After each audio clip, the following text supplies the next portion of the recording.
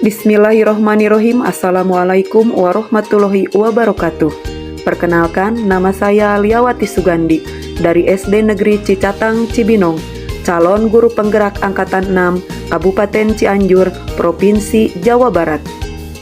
Pada kesempatan kali ini, saya akan memaparkan koneksi antar materi, kesimpulan, dan refleksi pemikiran Ki Hajar Dewantara Modul 1.1. Kesimpulan dan penjelasan mengenai pemikiran Ki Hajar Dewantara adalah trilogi pendidikan, pendidikan yang menuntun, kodrat alam dan kodrat zaman, serta budi pekerti. Dalam pemikiran Ki Hajar Dewantara dikenal semboyan trilogi pendidikan, yaitu Ingarso Sung Tulodo, artinya di depan seorang guru harus selalu memberi teladan atau contoh yang baik kepada peserta didik.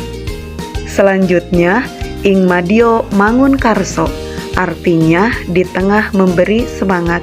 Seorang guru harus selalu membangun dan menumbuhkan serta memberi motivasi sehingga peserta didik dapat berkembang.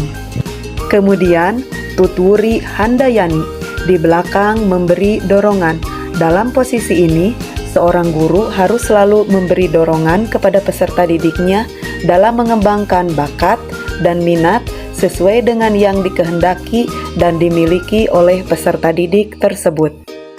Pendidikan yang menuntun.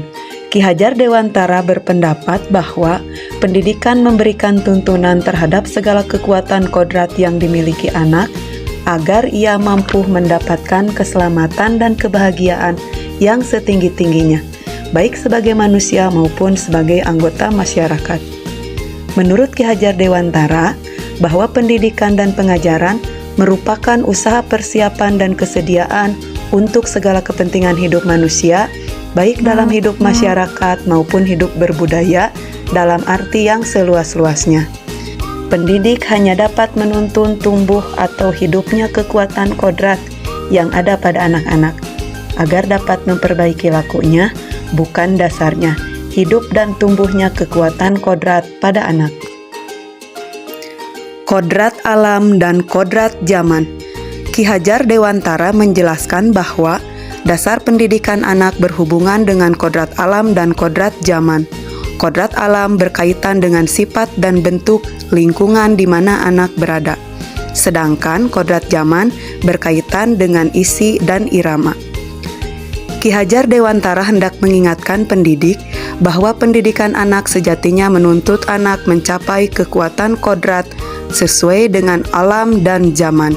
Bila melihat dari kodrat zaman, pendidikan saat ini menekankan pada kemampuan anak untuk memiliki keterampilan abad 21.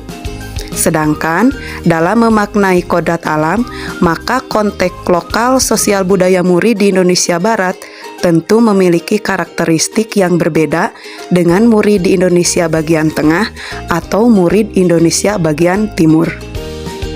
Ki Hajar Dewantara menegaskan juga bahwa didiklah anak-anak dengan cara yang sesuai dengan tuntutan alam dan zamannya sendiri. Artinya, cara belajar dan interaksi murid abad ke-21 tentu sangat berbeda dengan para murid di pertengahan dan akhir abad ke-20. Selanjutnya adalah budi pekerti. Budi berarti cipta, rasa, dan karsa. Pekerti berarti tenaga. Olah cipta menajamkan pikiran, olah rasa menghaluskan rasa, olah karsa memperkuat kemauan, dan olahraga menyehatkan jasmani.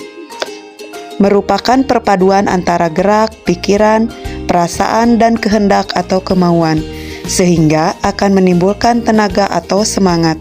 Budi pekerti bertujuan memanusiakan manusia menuju perbuatan dengan perilaku yang lebih baik. Pertanyaan pemantik nomor 1. Apa yang Bapak Ibu percaya tentang murid dan pembelajaran di kelas sebelum pembelajaran modul 1.1?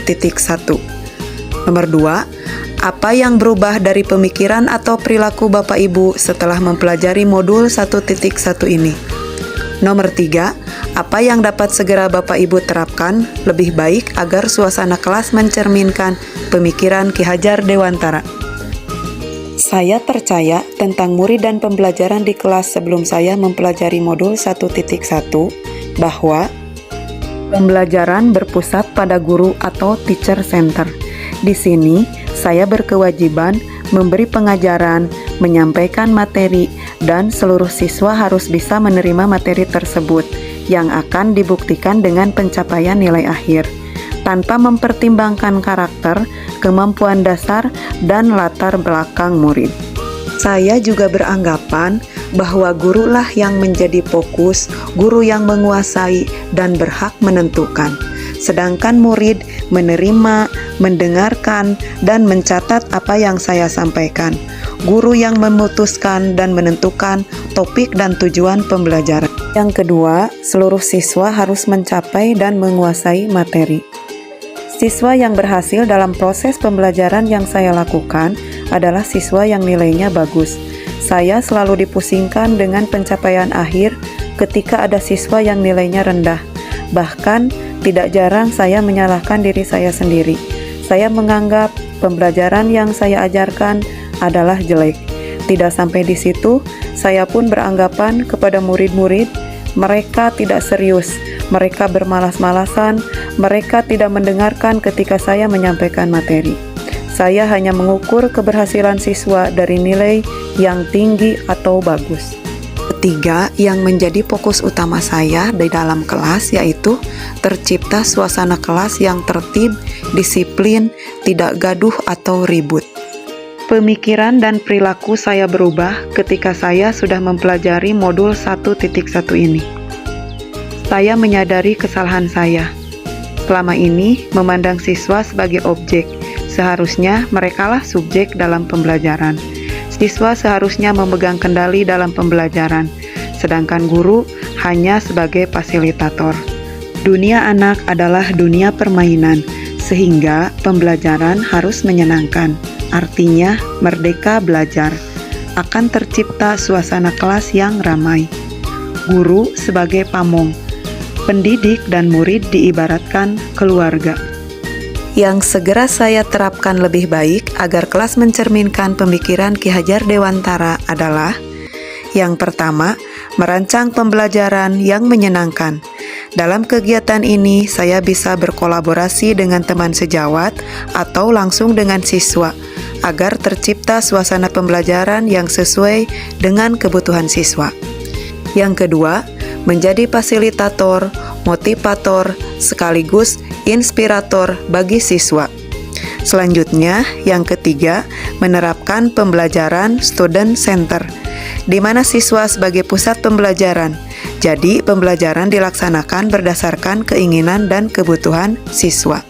Selanjutnya, yang keempat adalah menjadi guru panutan, agar dapat memberi arahan dan tuntunan kepada siswa, sehingga siswa tidak kehilangan arah. Demikianlah yang dapat saya sampaikan, kurang dan lebihnya saya mohon maaf. Assalamualaikum warahmatullahi wabarakatuh. Salam guru penggerak.